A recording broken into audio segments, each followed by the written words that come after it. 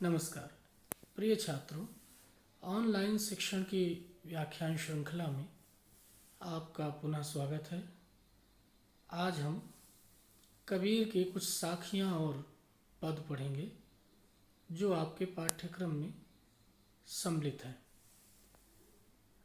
उससे पहले उन साखियों को पढ़ने से पहले मैं आपको ये एक जानकारी और देना चाहता हूँ कि ये जो साखियाँ कक्षा 11 के सामान्य हिंदी के पाठ्यक्रम में संकलित की गई हैं, ये कबीर के बीजक और उनकी जो ग्रंथावली है उसके 5-6 अंगों से संकलित की गई हैं।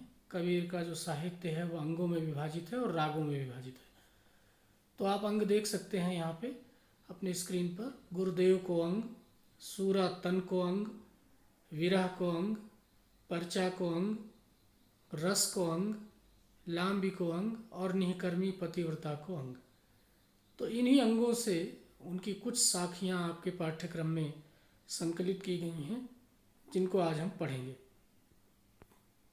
कोई भी कविता पढ़ने से पहले उसका पाठ सबसे पहले करना चाहिए।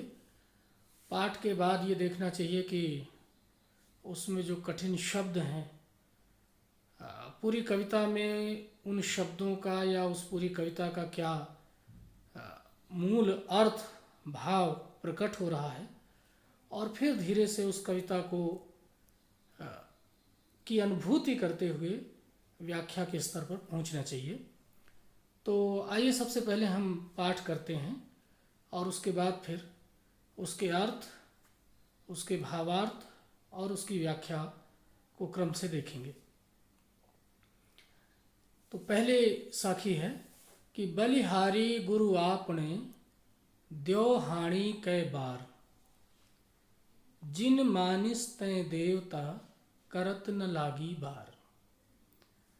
अब आप इस साखी में देखें कि कुछ शब्द यहाँ लाल रंग से लिखे गए हैं, जो संभव है कि इन्हीं शब्दों को लेकर के आपके मन में संदेह हो कि इनका क्या अर्थ होगा, तो इसीलिए इन्हें लाल रंग में यहाँ दिखाया गया है। आप देखें बलिहारी, कठिन शब्द आपके लिए कौन से हो सकते हैं इसमें? बलिहारी, देवहानी, मानिश और बार। बलिहारी निछावर जाना, समर्पित होना, हृदय को किसी में तल्लीन कर देना। देवहानी रात दिवस, रात दिन। बार वेला समय, मानिश मनुष्य। और आगे भी बार आया है कि तनिक भी देर नहीं लगाई। तो अगर आप देखें कि बलिहारी गुरु आपने, अब गुरु शब्द आया है, और इससे पूर्व के व्याख्यानों में मैं पहले ही बतला चुका हूँ कि कबीर के कविताओं की जो विषय वस्तु है उसमें से एक प्रमुख विषय वस्तु है गुरु की महिमा। गुरु को वो बार बार याद करते हैं और बड़े ही समर्पण भाव से याद करते हैं, श्रद्धा से याद करते हैं। तो यहाँ भी उन्होंने गुरु को याद किया है और कहा है कि बलिहारी गुरु आपने, हे गुरु आपने बलिहारी, मैं आप पर पूरी तरह से निछावर जाता हूँ। देवहानी कई बार, और वो निछावर केवल औपचारिकता नहीं है बल्कि देवहानी कई बार, रात दिन हर पल मैं आप पर निछावर जाता हूँ। क्यों? जिनी मानिस तय देवता, क्योंकि वो आप ही ऐसे वो गुरु हैं जिन्होंने एक साधारण से मनुष्य को आपने देवता बना दिया। करत न लागी बार, थोड़ी भी तो देर नहीं लगाई। अपने ज्ञान से, अपनी महिमा से, अपने प्रभाव से एक साधारण व्यक्ति को आपने देवता बना दिया। हे गुरु, मैं कृतज्ञ भाव से आप पर निछावर जाता हूँ। अगर आप इसका अर्थ देखें तो सीधा अर्थ है कि कबीर कहते हैं कि हे गुरु, मैं रात दिन कई कई बार आप पर निछावर जाता हूँ, क्योंकि आपने मुझे मनुष्य को, साधारण मनुष्य को देवता बनाने में तनिक भी देरी नहीं की। ये देख भी सकते हैं, नीचे ये दिया हुआ है, एक मैंने उदाहरण के लिए ये अर्थ भी लगा रखा है यहाँ पे, आप स्क्रीन पर देखें, स्पष्ट है। हे गुरु, दिवस में कितनी ही बार बेला आपको बलिहारी है, जिसे मुझको मनुष्य से देवता करते बार बेला देरी न लगी। ये इसका सीधा अर्थ हो सकता है। ये डॉक्टर माता प्रसाद गुप्त के संपादन में जो कबीर की रचना है उससे लिया गया है, और माता प्रसाद गुप्त माने हुए हिंदी के पाठ संपादक हैं, विद्वान हैं। तो अर्थ आप देखें तो सीधा सीधा एक तरह से उन शब्दों का जो कबीर ने दोहे में प्रस्तुत किए हैं उनका खड़ी बोली में एक तरह से रूपांतरण उन्होंने कर दिया है, लगभग अनुवाद की शैली में। थोड़े से कुछ शब्द उन्होंने मिलाए हैं, जैसे बेला है, देरी है, मुझको उन्होंने उसे बड़े ब्रैकेट में रखा है, कोष्टक में रखा है। लेकिन कोई भी कविता अगर सिर्फ अर्थ तक सीमित रह जाए तो फिर उस कविता का कोई रस नहीं प्राप्त होता। काव्य रस तो तब प्राप्त होता है जब उसके भाव में और उसकी व्याख्या में पहुँचे हम। तो अब चलते हैं, इसकी व्याख्या करके देखते हैं कि कहाँ तक इस कविता को, इसकी पंक्तियों को विस्तार दिया जा सकता है। बलिहारी गुरु आपणे, कबीर ने समर्पण के भाव से गुरु को याद करते हुए, अपने सदगुरु को याद करते हुए बलिहारी जाने की बात कहते हैं, निछावर होने की बात कहते हैं। अब प्रश्न ये उठता है कि कोई भी व्यक्ति, कोई भी मनुष्य किसी पर क्यों निछावर होगा, क्यों समर्पित होगा? द्यो हानि कई बार, और वो निछावर भी एक बार नहीं, बार बार, दिवस में कितने ही बार, कितनी बार ही वो निछावर पल पल निछावर जाने को तैयार है। कहने का मतलब वो अपनी अंतरात्मा, अपने पूरे अस्तित्व से उस गुरु पर समर्पित होना चाहता है।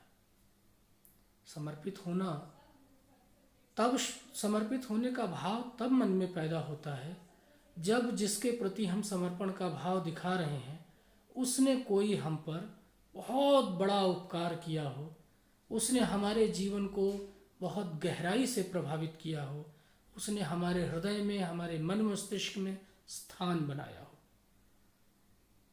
तो कबीर की जो कविताएं हैं उनमें एक तर्क हमेशा आपको मिलेगा। अगर उनके दोहे की पहली पंक्ति में कोई बात कही गई है तो उस बात के समर्थन में आप देखेंगे दूसरी पंक्ति में कोई न कोई वो तर्क देते हैं, कोई कारण बताते हैं।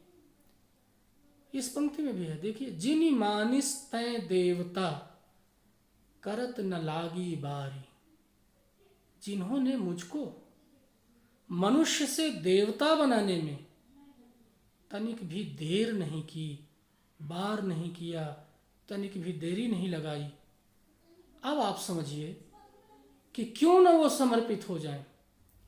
एक साधारण मनुष्य के रूप में इस धरती पर मेरा जन्म हुआ था और एक सद्गुरु मुझे ऐसे मिले कि उन्होंने अपनी कृपा से, ज्ञान से मेरे जीवन को इस तरह से परिवर्तित किया कि मैं मनुष्य से कुछ और बेहतर हो गया। यहाँ देवता का अभिप्राय ये नहीं है कि कोई उनके अंदर अलौकिक शक्ति आ गई और वो देवता बन गए और वो अब धरती पर न रह करके आकाश में उड़ने लगे। प्रिय छात्रों, ऐसी कोई भावना, ऐसा कोई भाव या ऐसी कोई मंशा कबीर की नहीं है।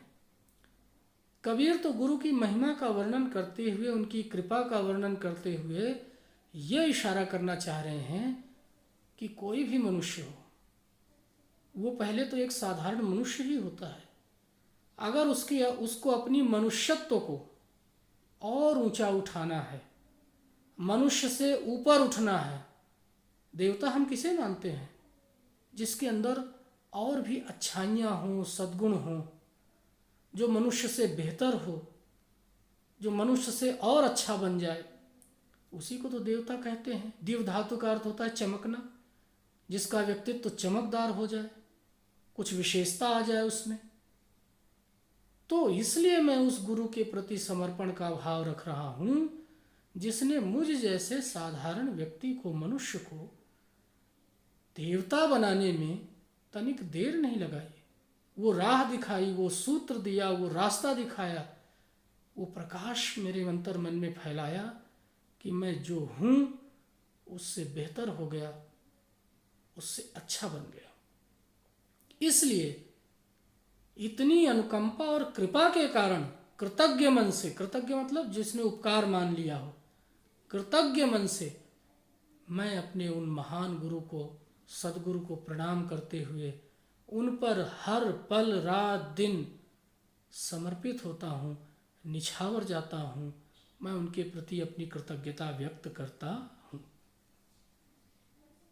तो आप देखिए कि गुरु के प्रति उन्होंने जो अपने अंतर मन का भाव प्रकट किया है, वो भाव असाधारण है। वो जानते हैं कि उनके अंदर भी प्रतिभा है, उनके अंदर भी क्षमता है।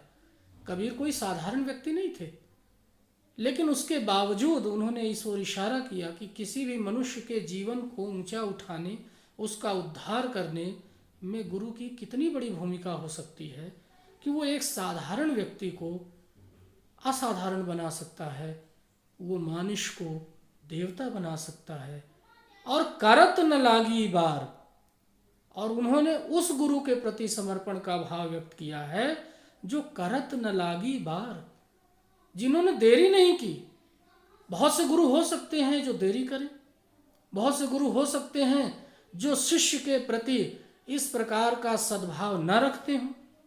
तुलसीदास ने एक जगह कहा है, हरई शिष्य धन शोक न हरई, सो गुरु घोर नरक महु परहि। जो शिष्य का धन तो हरण कर लेते हैं, लेकिन उनका शोक, उनकी चिंता, उनकी जो पीड़ा है, उनका जो भ्रम है, उनकी जो अज्ञानता है, उसका हरण नहीं करते। ऐसे गुरु तो घोर नरक में जाते हैं। तो गुरु भी कई प्रकार के हो सकते हैं। कबीर ने जिस गुरु के प्रति यहाँ समर्पण भाव व्यक्त किया है, वो गुरु भी कम महान नहीं है। वो गुरु अपने शिष्य को मनुष्य से देवता बनाने की भावना रखता है और उसमें वो तनिक देरी नहीं करना चाहता है।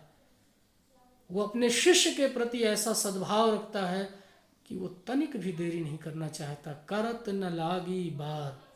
कविता में एक एक शब्द का, एक एक पंक्ति, एक एक अक्षर का बड़ा महत्व होता है, और वो कहाँ पर किस भाव से, किस अनुतान से आया हुआ है, उसका भी बड़ा महत्व होता है। इसीलिए उन्होंने कहा कि करत न लागी बार, जिसने देर नहीं लगाई, ऐसे सदगुरु के प्रति मैं रात दिन स्वयं को समर्पित करता हूँ, मैं उनको प्रणाम करता हूँ, मैं उनके प्रति कृतज्ञता व्यक्त करता हूँ। तो आप देख सकते हैं कि कबीर के साखी के इन दो पंक्तियों में इतना गहरा भाव, इतना गहरा अर्थ, इतनी मार्मिकता छिपी हुई है, जिसे हमें पकड़ना है, पाना है, उसको अनुभूत करना है। तब उसके बाद हम इस कविता के मूल अर्थ तक, मूल भाव तक पहुंच पाएंगे। तो प्रिय छात्रों, अगर आपसे कहा जाए कि आप इसका अर्थ लिखिए, तो आप देख सकते हैं अपने स्क्रीन पर बहुत स्पष्ट रूप से दो पंक्तियों में अर्थ लिखा हुआ है। लेकिन अगर उसके भावार्थ की ओर जाना हो तो आप कहेंगे कि इसमें कवि ने गुरु की महिमा का चित्रण किया है और थोड़ा सा विस्तार से आप बतला सकते हैं। लेकिन जब आप व्याख्या की बात करेंगे तो जैसा कि मैंने अभी आपके सामने प्रस्तुत किया है, प्रत्येक शब्द का इस दोहे में, इस कविता में विशेष अर्थ है, और उस अर्थ की छाया को हमें पकड़ना है और तब उसकी व्याख्या को धीरे धीरे विस्तार देना है। तो मुझे उम्मीद है कि आपने इस एक दोहे के अर्थ, भावार्थ और व्याख्या को अच्छी तरह से समझ लिया होगा, और कबीर कहना क्या चाहते हैं उसको भी आपने अंतर मन में बसा लिया होगा। इसके बाद हम अगले दोहे को फिर देखेंगे। तब तक के लिए इजाज़त दीजिए। नमस्कार।